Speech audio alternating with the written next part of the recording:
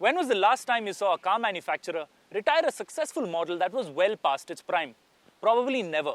In India especially, it would get a new nose, some new graphics, and be relaunched as all new. It's something Maruti has done very successfully in the past. But now, with its blue-eyed boy, the Wagon R, Maruti has gone the whole hog. This is the all-new Wagon R, and it really is all new. It's got a new platform, a new engine, new styling, and some new features. But will it still be the same success for Maruti in India? That's what we're here to find out.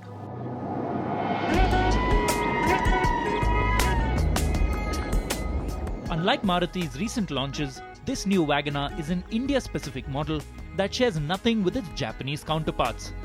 And though the tall boy design and squared edges remain, there have been attempts to make it look more modern and sporty.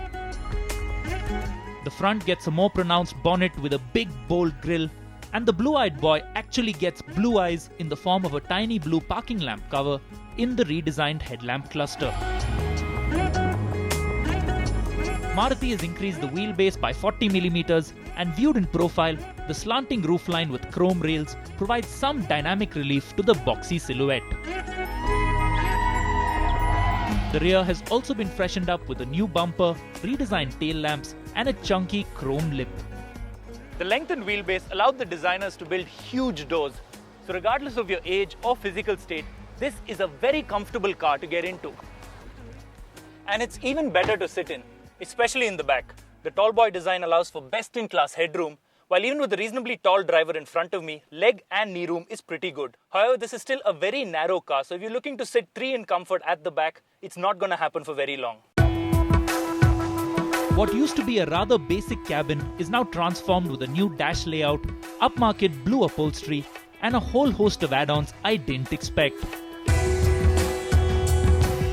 The VXI variant I drove comes with retractable cup holders, powered rear-view mirrors, keyless entry, and even a large storage space under the front passenger seat.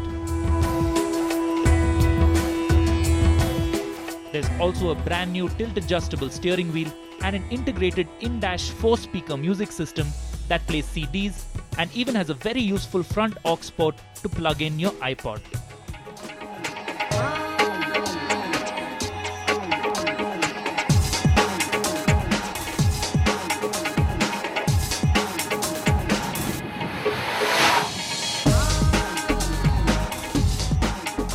This car is now powered by the 998cc 3-cylinder K10B engine we first saw on the A-Star. It produces 68 PS of power and 90 Nm of torque, so it should be easy to drive in the city and still have enough in reserve for when you want to put your foot down on the highways. Having already proved its fuel efficiency on the A-Star, the BS4 compliant engine gives the Wagon R an ARAI certified mileage of 18.9 km per litre, and the car can also run on E10 fuel. But while it is the most significant change to the mechanicals, it's not the only change. A frequent complaint about the old Wagon R was its soft and notchy gearbox. And so Maruti's addressed that by replacing the old rod-linked unit with a new cable-linked 5-speed gearbox. And it's a good one. From the first shift, it feels slick and sure with no notchiness. Okay, if you've been driving an A-Star or a Ritz, the throws do feel a little bit longer, but that's only because of the longer gear lever. Maruti has also made major changes to the Wagon R's suspension, and that's had a positive impact on its dynamic ability. The steering isn't feather light anymore and actually provides some feedback when cornering. And on a short drive from Puri to Konark in Orissa, the car felt planted on the highway.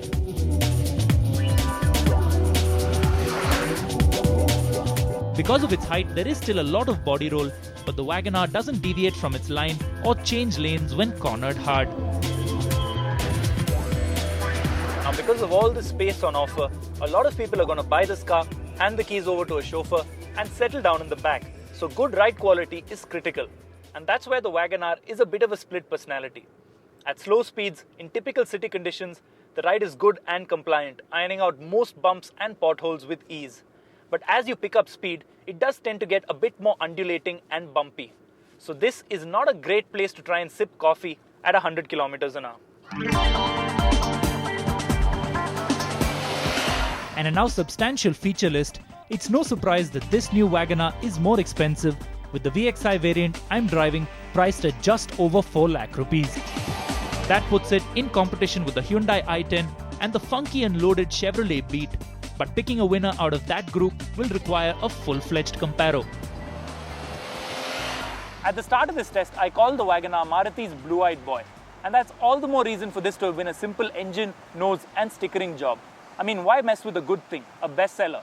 But Maruti chose to go the whole hog, and the result has been well worth the risk. This is a contemporary car with fresh styling, an efficient new engine and way more safety features. But it still retains its essence, its value for money proposition. And that's why the Wagon R brand will continue to be a bestseller for Maruti in India.